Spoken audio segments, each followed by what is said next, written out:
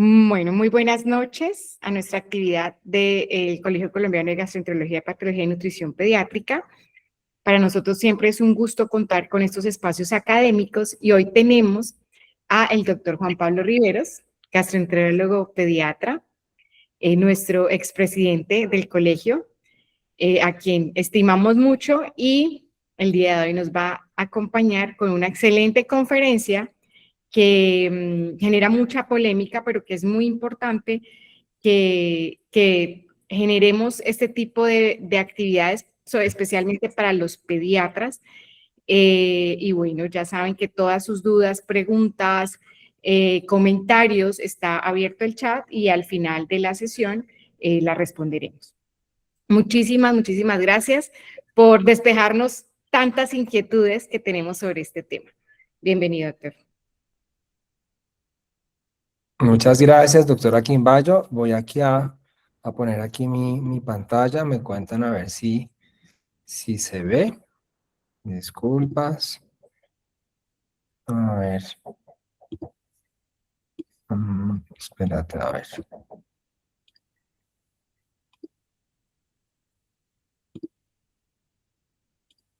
¿Me confirma si se ve, Dianita? Sí, sí se ve. Yo la estoy viendo. Perfecto. Bueno, muy buenas noches para todos. De veras que para mí es un placer poder participar de este espacio de webinars diseñados por parte del Colegio Colombiano de Gastroenterología, Patología y Nutrición Pediátrica, simplemente con el ánimo de profundizar en algunos temas que para muchos de nosotros son bastante candentes y pues yo creo que este es uno de esos temas que genera mucha controversia y lo definimos así: tolerancia alimentaria y pruebas de IgG para alimentos, ciencia o pseudociencia. Y vamos a revisar qué dice la literatura acerca de este tema. No sé si muchos de ustedes tuvieron la posibilidad de haber visto esta película que se llama The Truman Show, donde este personaje que actuaba en ese momento como un vendedor de seguros, Jim Carrey, eh, resulta que en ese momento este vendedor vivía súper convencido y entendía claramente su realidad y él creía que todo era auténtico y todo parecía coherente y que todo tenía una explicación. El problema no era la falta de información, sino que toda la información que tenía él, ¿sí?, estaba diseñada para reforzar una idea falsa. Y entonces ahí es donde vemos esto, y es que a veces en la medicina moderna ocurre algo similar con la imagen que les estoy mostrando.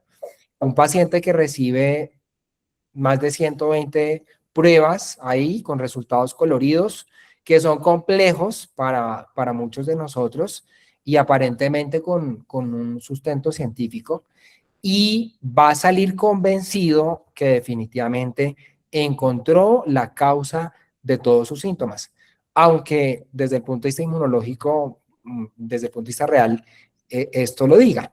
Y esto se los muestro porque una reportera médica en The Guardian hizo un ejercicio y se mandó a hacer pruebas de este tipo de sensibilización a alimentos.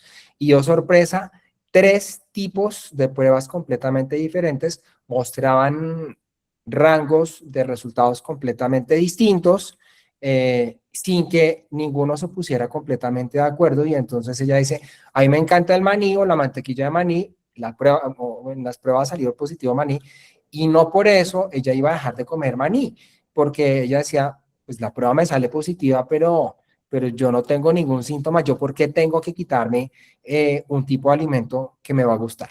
Y esto es lo que pasa regularmente. Entonces tenemos niños que van a nuestra consulta, se le hacen muchas de estas pruebas y al final terminan restringidos sin ninguna razón de ser, con las consecuencias de que presenten más adelante trastornos de conducta de alimentación o alteraciones desde el punto de vista alimenticio a causa de dietas restrictivas con deficiencias nutricionales sin ningún sustento. Entonces, ¿cómo definimos en este caso una reacción adversa a un alimento. Entonces recuerden que una reacción adversa es cualquier tipo de respuesta clínica normal que sea debida a un fenómeno de ingestión o contacto o inhalación de un alimento o derivados o aditivos de estos alimentos y que regularmente en el contexto general de toda la población son perfectamente bien tolerados. Y aquí es donde uno mira el espectro de las reacciones adversas, lo que son las sensibilizaciones alimentarias y las intolerancias alimentarias. Ahora, desde el punto de vista de sensibilización alimentaria, tenemos las reacciones mediadas o las reacciones asociadas al gluten. Entonces, reacciones mediadas por células T, las reacciones clásicas de alergia alimentaria, ¿sí? Que pueden ser mediadas, no mediadas o mixtas, que ya muchos de ustedes ya la saben, otro tipo de manifestaciones, las enterocolitis, las proctocolitis, el FPS, la esofagitis eosinofílica, ese es el espectro de las sensibilidades alimentarias. ¿Por qué? Porque son debidas a mecanismos inmunológicos claramente establecidos. Ahora, las intolerancias son otro cuento completamente distinto porque pueden haber fenómenos metabólicos por deficiencias enzimáticas, entonces el paciente que hace una intolerancia a la cafeína o una intolerancia a carbohidratos, lactosa, fructosa, o a ciertos medicamentos, sobre todo desde el punto de vista farmacológico, lo que se presenta a histamina o a tiaminas, o a lo que denominábamos nosotros hasta hace muy poco tiempo como los trastornos gastrointestinales funcionales, hoy actualmente bien definidos como trastornos de la interacción cerebro-intestino-microbiota. Entonces, ¿qué pasa específicamente? Recuerden que la definición, y aquí siempre hay muchas controversias, sobre todo porque a veces solemos confundir el fenómeno de alergia, como les decía, un fenómeno de reacción inmunológica a un fenómeno de intolerancia. Y el claro que genera confusión siempre y que todavía seguimos trabajando es el paciente que tiene alergia a las proteínas de leche de vaca versus intolerancia a la lactosa. Son dos cosas completamente distintas, pero es importante ser muy claros y enfáticos porque los papás incluso ya llegan con el diagnóstico o muchos llegan con, es que tiene intolerancia a las proteínas de leche de vaca además, entonces es muy importante ser enfáticos en la diferenciación de lo uno y del otro. Entonces, recuerden cómo es el proceso de matriz de diferenciación entre la una y la otra. Entonces, regularmente en las intolerancias, normalmente la mayoría son manifestaciones digestivas, a diferencia de las alergias, donde hay componente digestivo, respiratorio, cutáneo. Eh, el tiempo de aparición es súper importante. Normalmente las intolerancias son manifestaciones que son tardías, eh, muchas horas después de comer. Las manifestaciones son leves y pues como les decía, tal vez la manifestación más frecuente es intolerancia a la lactosa o al gluten. A la intolerancia al gluten no celíaca, o intolerancia a la histamina o manifestaciones asociadas a la histamina, a diferencia de las alergias donde pueden ser reacciones inmediatas o si son reacciones tardías de 2 horas después, estas sí pueden ser manifestaciones severas y ya uno ve que hay un espectro mucho más marcado de este tipo de alergias alimentarias. Entonces, ¿qué es importante tener presente dentro de este tipo de fenómenos de susceptibilidades a este tipo de reacciones, sobre todo en niños y adolescentes? Entonces, hay un fenómeno de exposición a antígenos ambientales. Uno ve que hay claramente, sobre todo en reacciones alérgicas tempranas, hay un fenómeno de pobre exposición a lactancia materna y hay un fenómeno de disbiosis asociado sobre todo a dietas de occidentalización. Y ahí es donde entra uno a hablar desde el punto de vista del fenotipo de tolerancia, cómo hay una correlación clara desde el punto de vista del fenómeno de disbiosis, o sea, cómo hay una alteración en la microbiota de estos pacientes para el desarrollo de cualquiera de este tipo de manifestaciones asociadas a los alimentos. Puede haber un foco gatillante como un cuadro infeccioso, y a partir de ese foco infeccioso yo puedo tener un fenómeno de disbiosis donde se elevan los bacteroides, bajan los firmicutes, se genera un fenómeno proinflamatorio que puede ser incluso un fenómeno de inflamación de bajo grado, donde se altera la capa de moco a nivel que hay del tracto gastrointestinal, se genera un fenómeno que es muy claro de aumento en la permeabilidad intestinal y eso va a generar, obviamente al final, desde el punto de vista clínico, un fenómeno de hipersensibilidad y reacciones adversas, en este caso, a los alimentos. Y aquí es donde ustedes se dan cuenta ese fenómeno como a nivel del sistema de falla, a nivel del sistema de barrera, porque hay un fenómeno desde el punto de vista inmunológico, donde hay una activación o un desbalance en células T reguladoras para promoción de lo que son células o TH1, principalmente en este caso TH2, activación y degranulación de mastocitos, de basófilos, activación de células dendríticas, y eso genera pues toda esa cascada inflamatoria que se va a manifestar con una subsecuente alergia alimentaria. Entonces, ¿qué es importante? Definitivamente, pues el ser humano puede desarrollar mayor o menor capacidad para desarrollar este tipo de sensibilidades o intolerancias alimentarias con base en una capacidad metabólica que ya lo vimos, que puede estar asociada a la microbiota. Ya que ustedes ven el fenómeno de intolerancia, ¿qué pasa?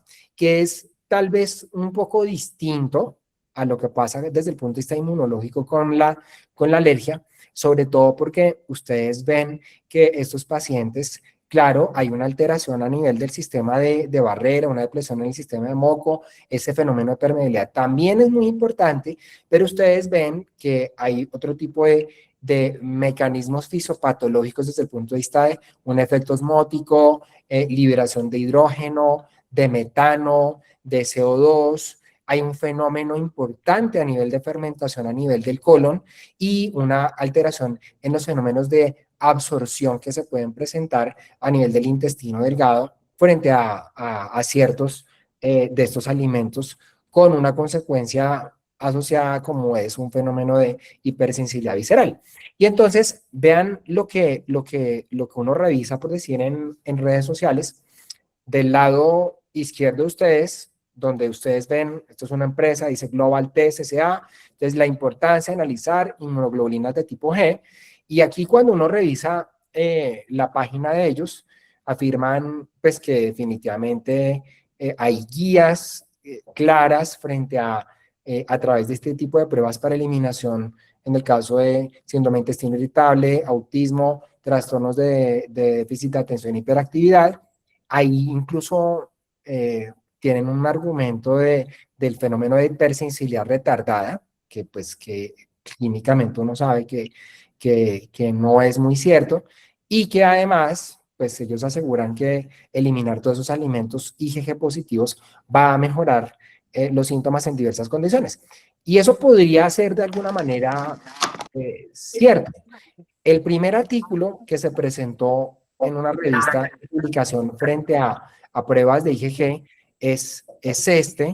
Ya vamos a llevar 20 años. Este es un artículo de la Universidad de Georgia y ellos evaluaron a través de pruebas de IgG 5.286 personas, donde evaluaron pruebas de IgG.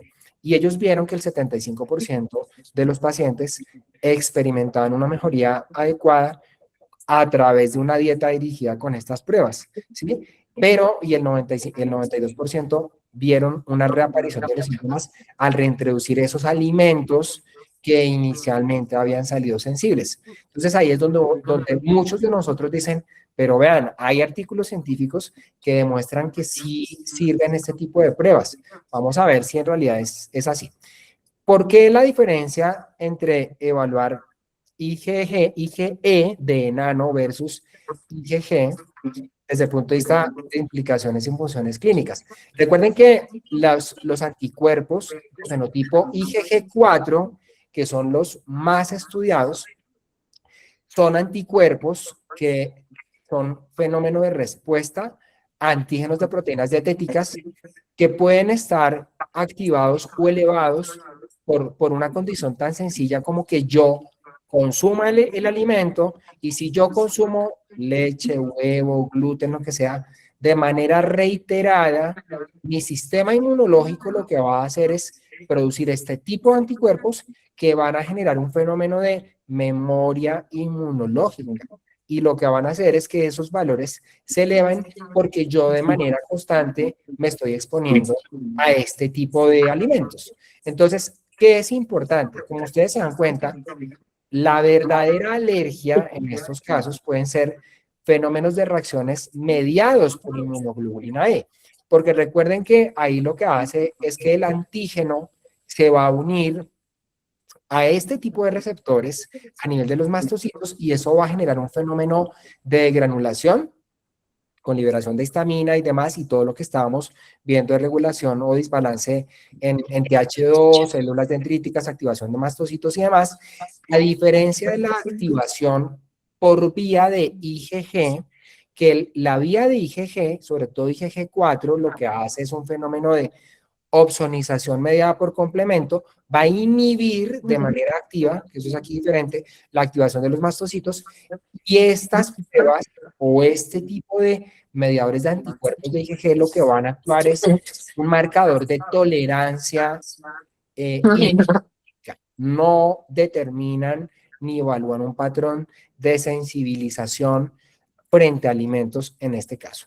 Y esto eso de las guías de la Academia Americana de Alergia e Inmunología, ellos son muy enfáticos en reforzar el mensaje que les estoy mostrando, ¿sí? Las reacciones de IgG son respuestas fisiológicas de tipo tardío, ¿sí? Que van desde el punto de vista de significado clínico a mostrar un desarrollo de tolerancia inmunológica, pero que a la fecha, y ya lo vamos a revisar, porque vamos a mirar ciertos desenlaces en los cuales uno podría de alguna manera decir, yo sí podría tomar este tipo de pruebas para ciertas condiciones clínicas.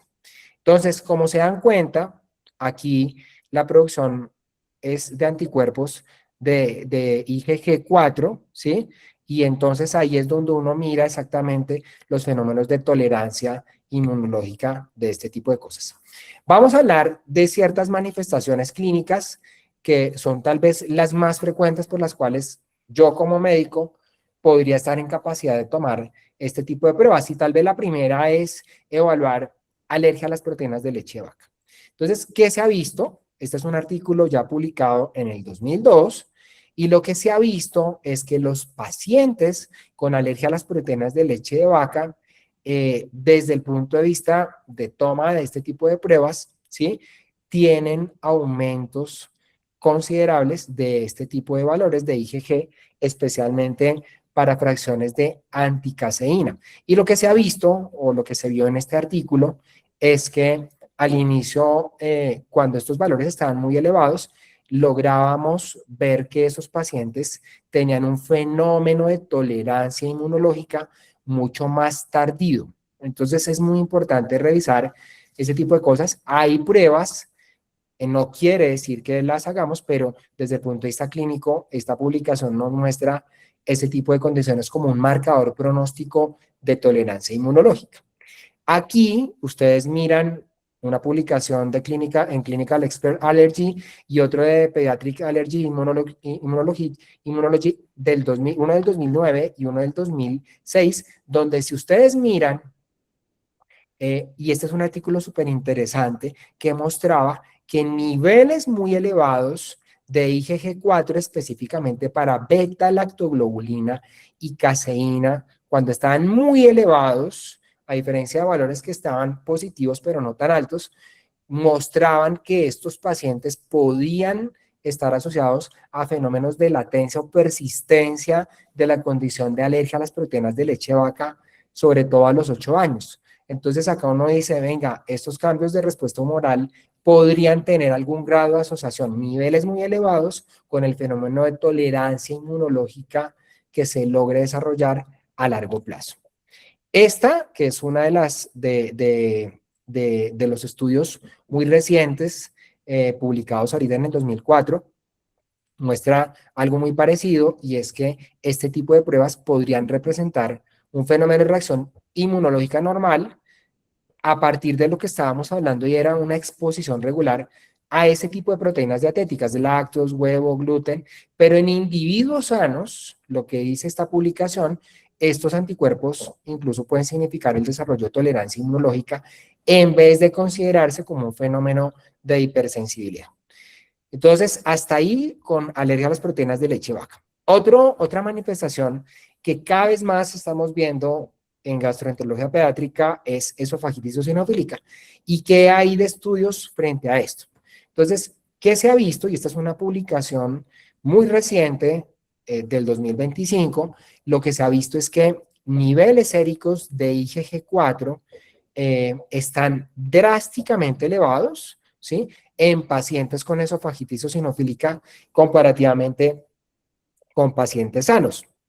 Y aquí vemos, por decir, ese fenómeno de comparación, una publicación del 2022 en Clinical Expert Allergy, donde ustedes se dan cuenta sobre todo los valores que están aquí marcados en verde en el recuadro inicial, donde se hace una evaluación de control de niveles de IgG4 en pacientes control, 30 pacientes, versus 93 pacientes con esofagitis eosinofílica, y oh sorpresa, ustedes miran acá que tenemos valores muy elevados de este tipo de anticuerpos para soya y para trigo, con una P que es estadísticamente significativa, y para algunas subfracciones o proteínas de la leche. Y si ustedes miran en el recuadro, en estos puntos marcados entre rojo y azul, ustedes se dan cuenta que para alergia a las proteínas de leche de vaca hay unas titulaciones de IgG4 que a mayor nivel, eso nos denota una mayor correlación con un fenómeno de inflamación en pacientes que tienen esofagitis eosinofílica. Entonces, podría sugerirse en estos casos que este tipo de pruebas podrían tener algún tipo de correlación, ¿sí?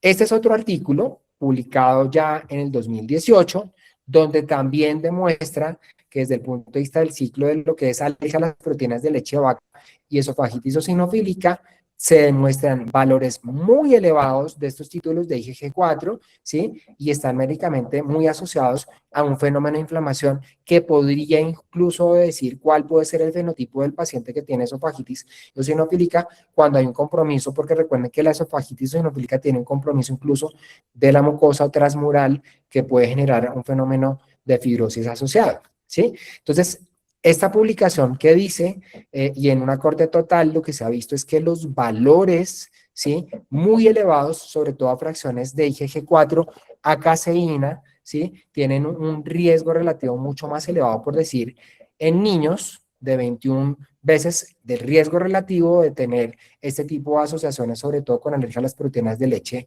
de vaca versus niñas que son con un riesgo relativo de 9.3. Esta es tal vez la publicación que les decía. Vean cómo definitivamente los controles versus los pacientes con esofagitis eosinofílica se demuestran en el paciente con EOE los valores tan elevados para este tipo de marcadores circulantes. Entonces, ¿qué dicen ellos dentro de todo esto? Y es que la eliminación de leche de vaca disminuye simultáneamente la infiltración de eosinófilos y esos niveles tisulares de IgG4. Entonces, ellos en este artículo dicen que una dieta de eliminación guiada por mediciones de IgG4 podría mejorar activamente los síntomas alérgicos y promover la curación de la mucosa. Entonces aquí ellos muestran exactamente cómo antes de la eliminación y cómo a través de después de la eliminación se logran ese tipo de curación como una dieta guiada. Para síndrome de intestino irritable, que es tal vez, yo creo que es de las condiciones clínicas en las cuales más se ha tomado, más se han hecho estudios. Esta es una publicación del American Journal of Gastroenterology del 2005, y lo que dice esta publicación es que hay una falta de correlación entre títulos elevados de IgG4 y la sintomatología experimentada por el paciente. Seguimos con esta, que esta es la publicación de la Academia Americana de Gastroenterología, publicada en el 2021, donde ellos dicen esto explícitamente, y es que no se recomiendan realizar pruebas de alergia y sensibilidades alimentarias en pacientes con síndrome de intestino irritable. Recuerden que aquí el fenómeno es definir si hay una alergia más que un fenómeno de sensibilidad, y este tipo de manifestaciones deben ser reproducibles, ¿sí? Y eso es lo que nos invita, en este caso, la Academia Americana de Gastroenterología frente a este tipo de pruebas para síndrome de intestino irritable. Para autismo, y yo creo que este es un tema súper candente en este momento, porque muchos de ustedes están teniendo pacientes con trastorno del espectro autista y llegan a la consulta ya, muchos de los papás ya con este tipo de pruebas, otro tipo de pruebas incluso de microbiota, análisis de microbiota intestinal, y llega uno y llegan con 40 alimentos y ustedes dicen, ¿qué vamos a hacer? Eliminamos, eliminamos. Y lo que dicen, esta es una publicación del 2020, donde se hace una evaluación de 120 pacientes con trastorno del espectro autista comparados con 55 controles, y lo que se ha visto es que en este caso se veían valores elevados de marcadores de IgG4 para los pacientes con trastorno del espectro autista, específicamente para caseína y para trigo específicamente, pues gliadina, sugiriendo que muy probablemente estos pacientes tienen un fenómeno de alteración en permeabilidad intestinal asociado principalmente a estas fracciones proteicas, ¿sí? Eh, pero este tema es súper controvertido. Esta es una publicación mucho más amplia en JAMA Network Open del 2018, 1828 pacientes, donde dice que sí, estos pacientes pueden tener títulos mucho más elevados, volviendo nuevamente a las fracciones proteicas de caseína y de trigo, que podrían sugerir un fenómeno de permeabilidad intestinal, pero definitivamente está controvertido y ellos dicen que no se aconseja la toma de este tipo de pruebas para pacientes con trastorno del espectro autista, a pesar de muchas de las teorías que nosotros hemos venido leyendo y revisando. En este momento, para pacientes con este tipo de condición clínica, no se recomienda. Entonces, acá dice que definitivamente los valores están elevados, pero la interpretación clínica sigue siendo controvertida para que alguna sociedad científica, incluyendo con muestras de corte como estas, se esté recomendando. Para migraña también es muy frecuente.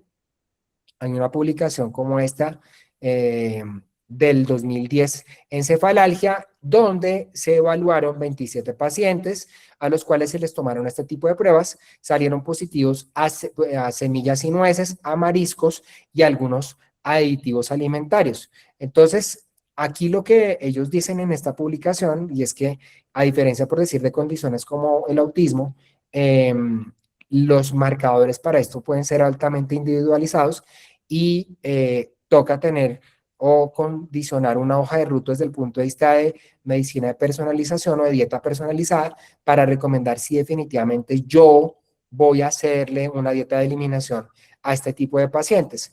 ¿Por qué razón? Porque lo que se ha visto específicamente para migraña es que, por decir, con dietas de eliminación dirigidas por IgG, algunos de los artículos demuestran una disminución en la frecuencia en los ataques de cefalea en un 29%, y una reducción también en los días donde esos pacientes mejoran su calidad de vida asociados con dietas de eliminación dirigidas para esto.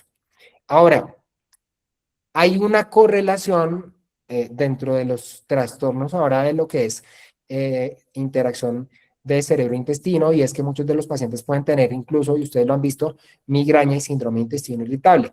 Pero lo que dicen las guías o esta publicación del 2013 es que para el fenómeno de síndrome de intestino irritable como tal, aislado no, pero cuando hay una combinación de este tipo de manifestaciones, sí podría sugerirse algún tipo de impacto clínico frente a este tipo de pruebas, pero como se dan cuenta, la muestra o la N de esta publicación es muy pequeña, son 21 pacientes, y pues con 21 pacientes uno no puede sacar conclusiones importantes. Pero sí, ustedes ven que definitivamente cuando hay una manifestación dual entre intestino irritable y migraña, algunas dietas de eliminación o las publicaciones dicen que pues podría tenerse presente para algunas de estas condiciones. Entonces, estos son los artículos que hay, pero ahora pues tenemos que mirar qué dicen verdaderamente las sociedades científicas frente a eso.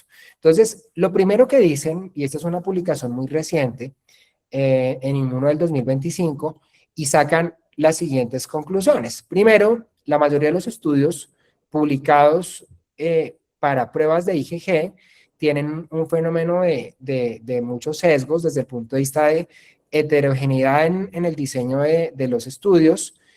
No hay un proceso de estandarización claro frente a los valores de IgG en las muestras o en los estudios realizados.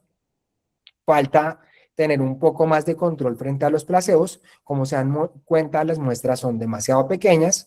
Y lo otro, que es tal vez lo más frecuente que estamos viendo, hay probablemente un posible sesgo comercial y algún conflicto de interés frente a este tipo de publicaciones.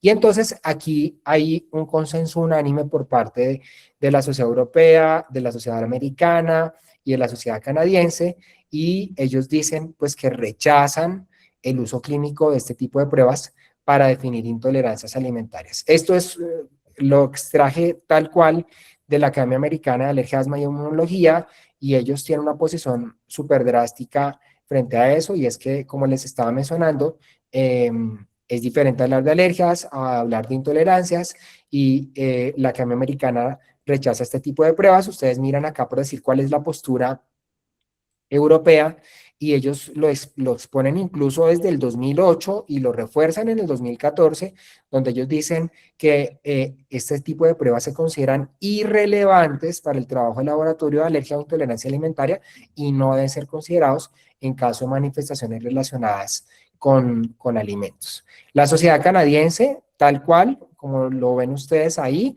no hay ningún cuerpo de investigación que respalde el uso de este tipo de pruebas para hacer diagnóstico de reacciones adversas a alimentos o para predecir futuras reacciones adversas. Y eso es también muy importante, porque a veces uno dice, como los valores están altos, entonces más bien yo, por si las moscas, le voy haciendo una dieta de eliminación a ese paciente, a la mamá, que porque de pronto ese niño puede nacer después con algún fenómeno de intolerancia alimentaria, y vean que las guías son muy explícitas frente a eso. Hay otro tipo de pruebas desde el punto de vista de estudios que se han visto, y este es un comentario publicado en el 2018 en el Journal Allergy Clinical Immunology, que dice que hay pruebas que se han hecho en el mundo, por decir, pruebas ALCAT, ELISA, pruebas de liberación de histamina, pruebas de ensayos citotóxicos, pruebas electrodérmicas. Incluso yo tengo pacientes que nos han llegado, algunos colegas, pruebas kinesiológicas, que les ponen algunos colegas el alimento en la mano, y entonces que si le baja la mano y se le cae la mano, entonces resulta que eso es sensible a ese alimento, y pues yo creo que nos falta como centrarnos y tener un poco más de poder, porque ninguna de estas pruebas definitivamente tiene un soporte científico para ser aprobadas en este momento por alguna sociedad científica. Entonces, definitivamente, el fenómeno de exposición inmunológica normal, como nos determinan las pruebas de IgG, es un fenómeno fisiológico que regularmente la mayoría de los pacientes lo va a tener, y que va a ser claro frente al número de veces o de exposición reiterada, repetitiva, que pueda tener este tipo de pacientes. Entonces aquí el mensaje es muy claro, y es que hay que tener mucha prudencia frente a este tipo de cosas, principalmente solo porque, para tener una conclusión muy clara, solo a través de una exploración científica rigurosa podemos determinar si en realidad una IgG específica para alimentos termina siendo una verdadera herramienta útil clínica, o simplemente va a generar un epifenómeno biológico que refleja la exposición inmunológica normal. Hasta entonces, su función debe considerarse estrictamente investigativa y aplicarse con absolutamente prudencia científica. Muchísimas gracias. Bueno, muchísimas gracias, Juan Pablo. Yo creo que es una excelente ponencia que nos aclara justamente este debate, ¿no? De hecho, dos colegas, dos alergólogas, al ver la charla que estaba pues siendo publicitada a través de redes, mostraron mucho interés y me dijeron, por favor, que el doctor Juan Pablo deje bien claro la utilidad de estas pruebas, porque lo vemos en el día a día, ¿no? O sea, como esa angustia que muchas veces puede generar más que todo en los padres y que a veces en vez de ayudarnos más como en un manejo integral de los pacientes, nos puede generar mucho más ansiedad, nervios, angustias, restricciones alimentarias, que finalmente nosotros con el tiempo vemos como estos pacientes nos llegan a la consulta ya grandes y empezamos a ver todos estos problemas que tienen de alimentación secundarias, esas restricciones. Muchísimas gracias. Bueno, estoy viendo que en el chat no tenemos. No sé si tengan, bueno, alguna pregunta, algún comentario. Igual creo que los micrófonos están abiertos. Si alguien tiene algún comentario, alguna pregunta, yo creo que estamos abiertos ahí para responderles. Pues mira que yo no estoy viendo, o no sé si estoy viendo mal, pero yo no estoy viendo mensajes, el Sí, chat. Hola, aquí hay una pregunta. Bueno, Hugo, ¿cómo estás? hola Juan Pablo, ¿cómo estás? Muy bien. Felicitaciones, excelente, muy claro.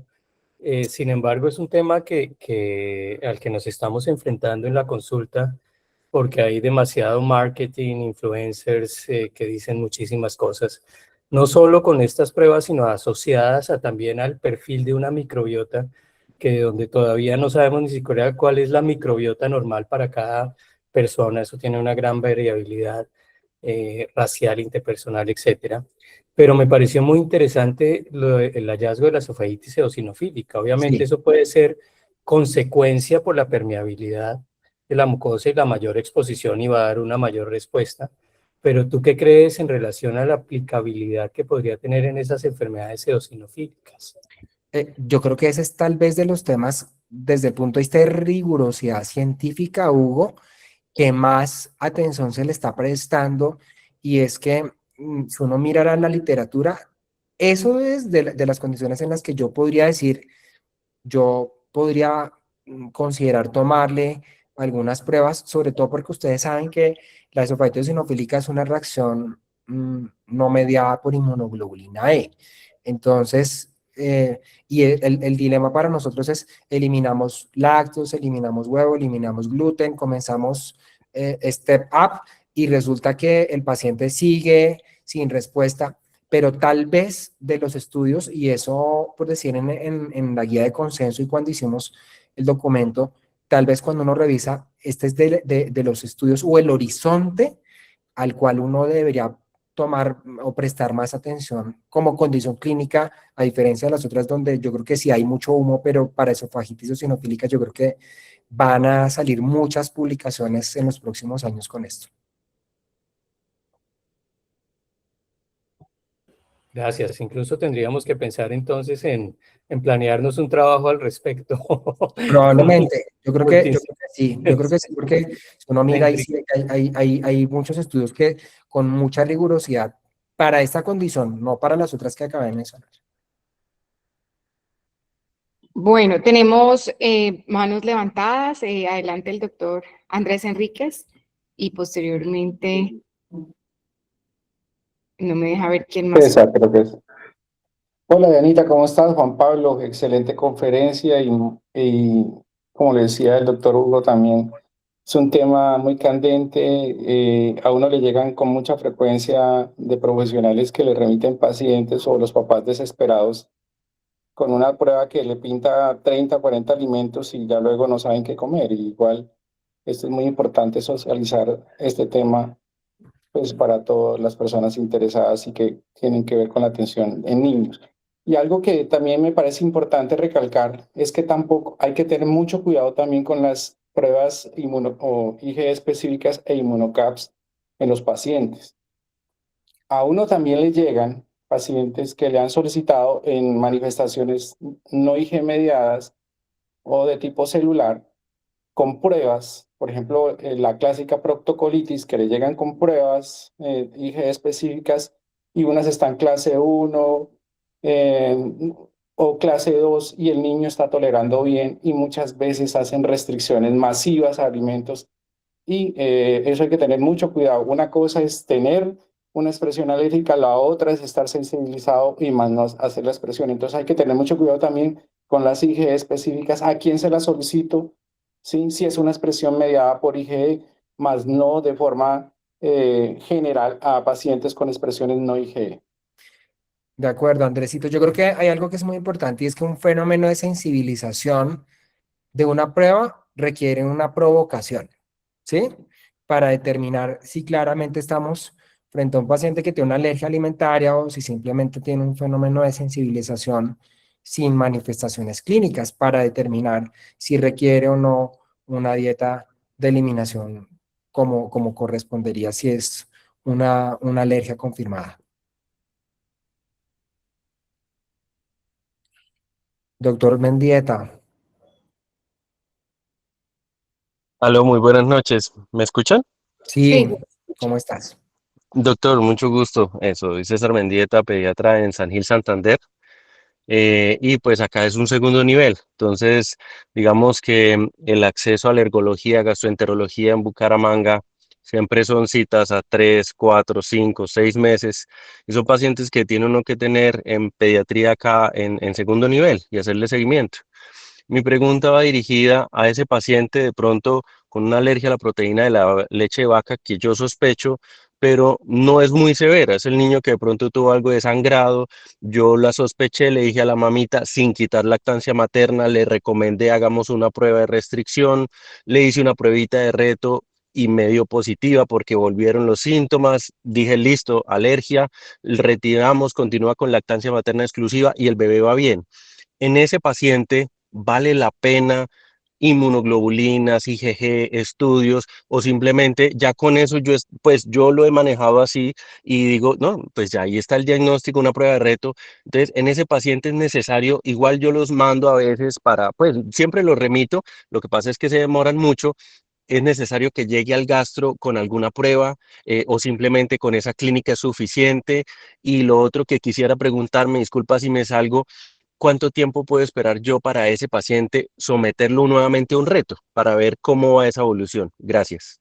Bueno, primero lo felicito porque eso es lo que uno pretende a través de estos espacios y es hacer la conducta que usted nos acaba de mencionar. O sea, básicamente la proctocolitis, que es la manifestación más frecuente de alergia a las proteínas de leche de vaca, recuerde, doctor, que son reacciones no mediadas por inmunoglobulina E. Entonces, si es un fenómeno no mediado, pues no hay que hacerle ningún tipo de prueba de IgE y las guías son muy claras. Yo sospecho, yo hago una dieta de eliminación, como usted bien lo hizo, y después de cierto tiempo, yo hago una prueba de provocación, que igualmente, como usted lo mencionó, hizo un reto fallido. Entonces, eso quiere decir que estamos frente a un paciente confirmado con alergia a las proteínas de leche vaca. A partir de ese momento que usted mantenga la dieta de eliminación, las guías dicen que son más o menos 6 meses de dieta de eliminación que usted tiene que mantener para volver nuevamente a hacer una provocación, en este caso en la mamá, y si no pasa nada atrás de la mamá, volver a pues, hacer la exposición a través del niño. Pero tal cual como usted lo hizo está perfecto. Es más, yo le diría que si lo está manejando de esa manera, no necesitaría ni siquiera remitirlo con los gastros, porque como lo está haciendo está perfecto. Y ese es tal vez el mensaje, porque hay manifestaciones como estas, manifestaciones leves como la proctocolitis, que perfectamente pueden ser manejadas por parte de un pediatra. Muchas gracias, doctor. Con mucho gusto. bueno, no veo más manos levantadas, no hay más preguntas. Bueno, yo creo que ya damos por finalizado nuestro webinar. Muchísimas gracias. Gracias por compartir todo este conocimiento, gracias por este espacio y recordarles que el próximo webinar va a ser el 10 de junio. Lo adelantamos por temas de pasiones del mundo del fútbol, futbolera, entonces por eso se decidió adelantar, ¿vale? Pero igual, recuerden que va a estar aquí, va a ser un webinar muy importante para los gastroenterólogos pediatras porque vamos a tener un invitado internacional y obviamente también invitamos a los pediatras. Entonces, bueno, feliz noche.